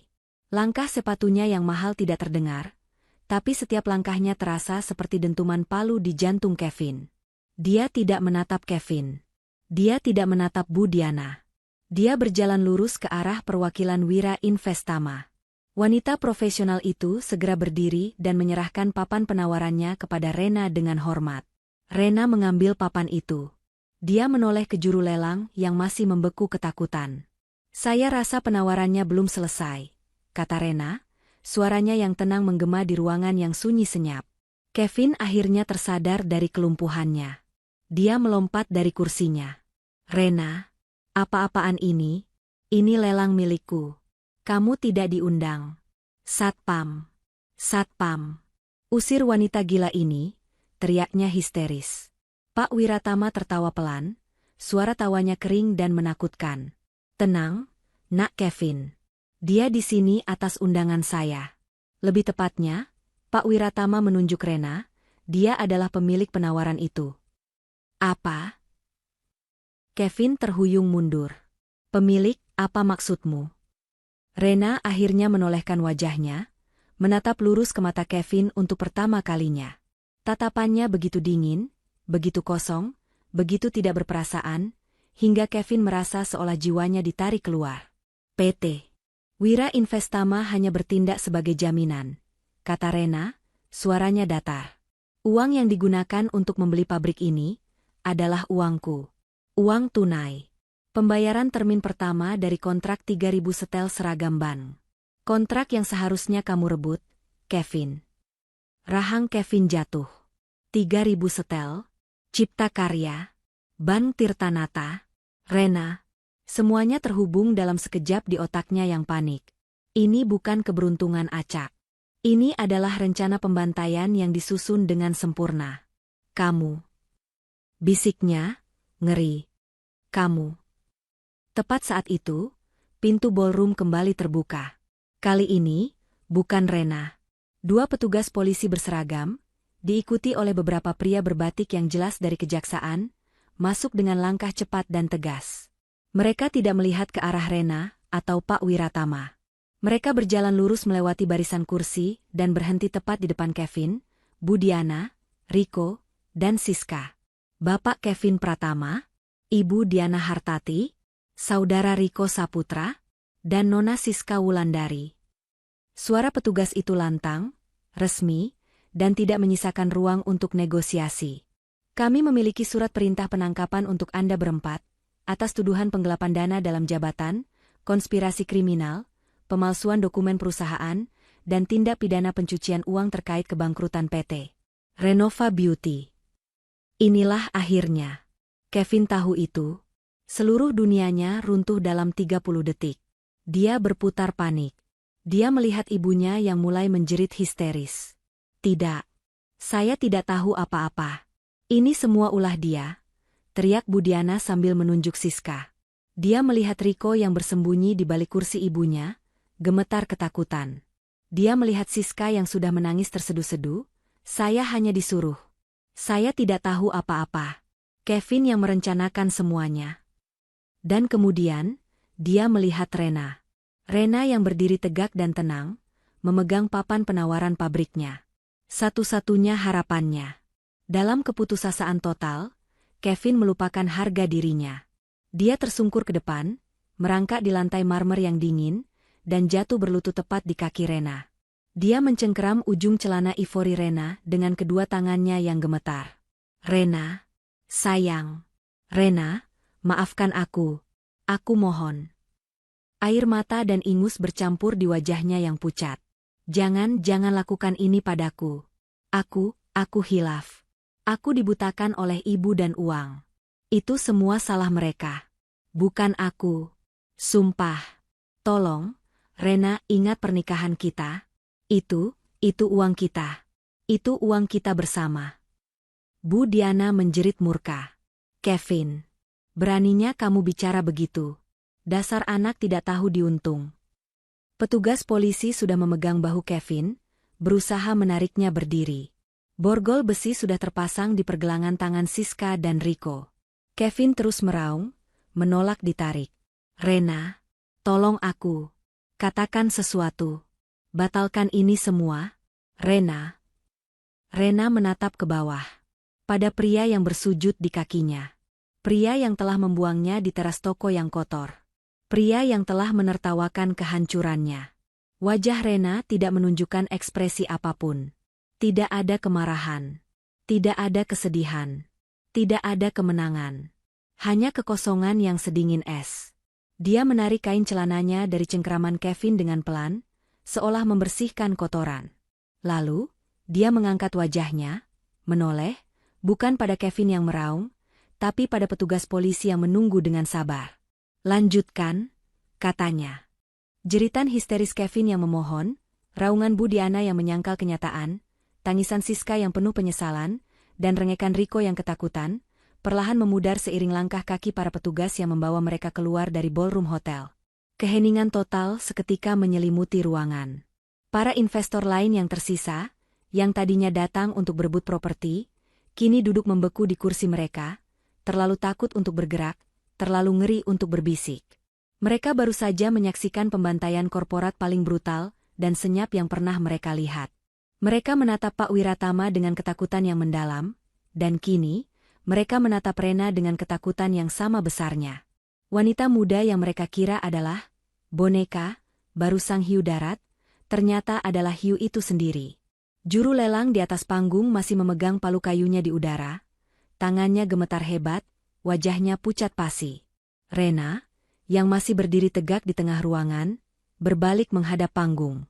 Wajahnya kembali tenang, seolah tidak ada drama apapun yang baru saja terjadi. Acara lelang ini belum selesai, Pak, kata Rena, suaranya yang tenang terdengar mengerikan di ruangan yang sunyi itu. Penawaran tertinggi ada di 35 miliar. Silakan ketuk palunya. Juru lelang itu tergagap. 35 miliar dari Nona Rena Adelia, atas nama PT Cipta Karya. Dia tidak berani bertanya lagi. Dia mengangkat palu itu dengan cepat. Terjual. Palu kayu itu menghantam meja. Suaranya terdengar seperti tembakan pistol yang mengakhiri sebuah perang panjang. Rena tidak tersenyum. Dia tidak bersorak. Dia hanya berjalan ke meja administrasi di sudut ruangan, di mana perwakilan Wira Investama sudah menunggunya dengan tumpukan dokumen. Dia menandatangani kertas-kertas itu satu persatu.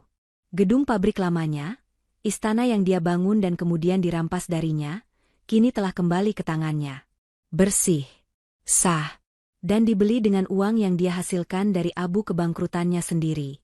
Pak Wiratama menghampirinya saat Rena selesai menandatangani lembar terakhir. Pria tua itu tidak memujinya. Dia hanya menatap Rena dengan tatapan yang dalam. Saya akan mengantarmu kembali ke pabrik, katanya singkat.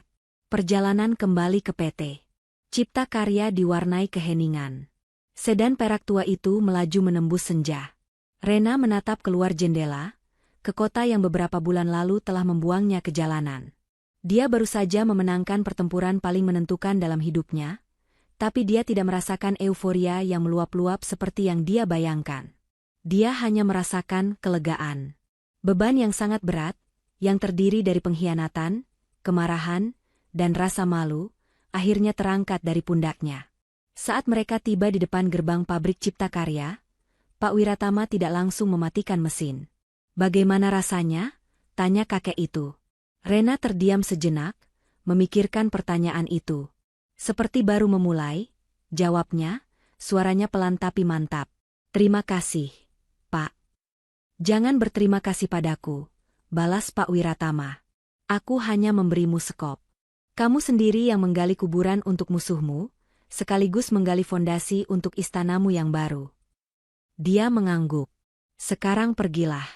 Pekerjaanmu baru saja dimulai. 6 bulan berlalu. Papan nama, PT Cipta Karya, yang kusam di depan gerbang kini telah diganti dengan papan nama baru yang kokoh dan modern. Di bawahnya, sebuah plakat baru yang berkilau tertempel, Renova Beauty, A Division of Cipta Karya Group. Dua perusahaan telah menyatu. Pabrik garmen itu kini menderu, tidak hanya menyelesaikan kontrak nasional dari Bank Pak Tirtanata, tapi juga puluhan kontrak baru dari korporasi lain. Dan di gedung sebelahnya, gedung pabrik Renova yang lama, yang kini telah direnovasi total, lini produksi kosmetik telah hidup kembali. Lebih canggih, lebih efisien, dan dikelola dengan standar integritas yang ketat. Di dalam, Pak Bima, yang kini menjabat sebagai Direktur Operasional Cipta Karya Group, berjalan tergesa-gesa melintasi koridor yang bersih, mengenakan kemeja seragam baru yang rapi. Dia tidak lagi terlihat seperti manajer yang putus asa. Dia tampak percaya diri dan berwibawa. Bu Asih kini mengepalai seluruh divisi kontrol kualitas, memastikan setiap jahitan dan setiap botol serum yang keluar dari pabrik itu sempurna. Rena tidak lagi menempati kantor direktur berdebu di pabrik garmen. Dia telah kembali ke singgasananya. Kantor CEO di gedung Renova. Ruangan itu sama, dengan jendela kaca yang sama lebarnya, menghadap pemandangan kota yang sama. Tapi hanya itu kesamaannya. Foto pernikahan Kevin yang dulu terbingkai perak telah lenyap, digantikan oleh cetak biru rencana ekspansi perusahaan. Meja mahoni yang dulu disegel kurator telah diganti dengan meja kaca modern yang kokoh. Di atas meja itu, tergeletak sebuah koran pagi. Judul utamanya tidak lagi dia baca, tapi dia sudah hafal isinya. Sidang kasus penipuan Renova Beauty mencapai vonis akhir. Kevin Pratama, sebagai otak utama, divonis 15 tahun penjara atas penggelapan, pemalsuan, dan pencucian uang. Bu Diana, Terbukti sebagai konspirator aktif, divonis 7 tahun penjara. Kabarnya dia pingsan saat vonis dibacakan dan harus digotong keluar ruang sidang. Rico, yang terbukti ikut menikmati dan membantu, divonis 5 tahun. Dan Siska, yang memilih menjadi justice kolaborator dan membongkar semua kebusukan Kevin, mendapat hukuman paling ringan, 4 tahun penjara. Penthouse mewah, mobil-mobil sport, dan semua aset yang mereka beli dengan uang curian, telah disita oleh negara untuk dikembalikan sebagian kepada para kreditur Renova yang lama, kreditur yang kini juga mulai dibayar oleh Rena, satu persatu, untuk membersihkan namanya. Pintu kantornya diketuk pelan. Pak Wiratama masuk. Pria tua itu terlihat sama persis, masih dengan batik pudar kesayangannya. Dia berjalan ke arah jendela, menatap ke bawah ke halaman pabrik yang sibuk. Tikus-tikus itu sudah mendapatkan kandang baru mereka, kata Pak Wiratama tanpa menoleh. Sudah, jawab Rena singkat. Dia sedang meninjau laporan keuangan kuartal terakhir. Semuanya hijau. Balas dendammu sudah selesai. Perusahaanmu kembali, uangmu kembali, namamu bersih. Kamu sudah menang, kata Pak Wiratama. Lalu apa sekarang? Apa tujuanmu selanjutnya? Rena meletakkan penanya. Dia berjalan dan berdiri di samping mentornya, ikut menatap pemandangan kota. Saat saya pertama kali bertemu Bapak, di teras toko itu, satu-satunya yang ada di kepala saya adalah balas dendam. Saya ingin melihat mereka hancur sehancur-hancurnya. Dia menarik napas. Sekarang mereka sudah hancur. Dan saya menyadari sesuatu, Pak. Apa itu? Balas dendam itu rasanya hampa, kata Rena pelan. Itu penting. Itu harus dilakukan. Tapi itu bukan tujuan. Itu hanya proses membersihkan hama sebelum kita bisa menanam lagi. Dia menunjuk ke arah pabrik garmen. Dulu saya membangun Renova untuk ambisi saya sendiri. Untuk membuktikan bahwa saya hebat. Sekarang, saya tahu itu salah. Dia berbalik menatap Pak Wiratama. Tujuan saya sekarang adalah ini. Membangun sesuatu yang bertahan lama. Sesuatu yang memberi kehidupan. Bukan hanya untuk saya, tapi untuk Pak Bima, untuk Bu Asih, untuk ratusan karyawan yang percaya pada saya saat saya tidak punya apa-apa. Pak Wiratama menatapnya lama. Sangat lama. Lalu, untuk pertama kalinya, Rena melihat hiu darat itu tersenyum. Bukan senyum sinis atau senyum perhitungan. Itu adalah senyum tulus yang langka, penuh kebanggaan. Kamu butuh waktu lama untuk sampai di titik ini, katanya. Tapi kamu berhasil. Kamu tidak lagi hanya mengandalkan tangan emas MU yang rapuh, Rena. Kamu akhirnya belajar bagaimana cara menggigit. Pria tua itu merogoh sakunya, mengeluarkan sesuatu, dan meletakkannya di atas meja kaca Rena. Sebuah kartu nama berwarna emas solid. Persis seperti yang dulu dia berikan pada perwakilannya di lelang. PT Wira Investama mengadakan rapat umum pemegang saham bulan depan, kata Pak Wiratama, berjalan menuju pintu. Saya sudah bosan mengurus semuanya sendirian. Kursimu sudah disiapkan di meja rapat dewan direksi. Rena mengambil kartu emas itu. Besinya terasa berat dan dingin di tangannya. Selamat datang di puncak rantai makanan, kata Pak Wiratama dari ambang pintu. Hiu darat yang baru. Pintu tertutup. Rena berdiri sendirian di kantornya yang megah. Dia menatap kartu emas itu, lalu menatap kembali ke pemandangan kota yang terbentang di hadapannya. Dia telah kembali. Bukan sebagai Rena yang naif, bukan sebagai Rena yang hancur, tapi sebagai Rena sang pemilik takdirnya sendiri. Dan permainannya baru saja dimulai. Pesan moral. Api pengkhianatan memang membakar, tapi jangan biarkan itu menghanguskanmu. Gunakan panasnya untuk menempa dirimu menjadi baja yang lebih kuat. Balas dendam terbaik bukanlah kehancuran musuhmu, melainkan membangun kembali dirimu jauh lebih hebat dari sebelumnya.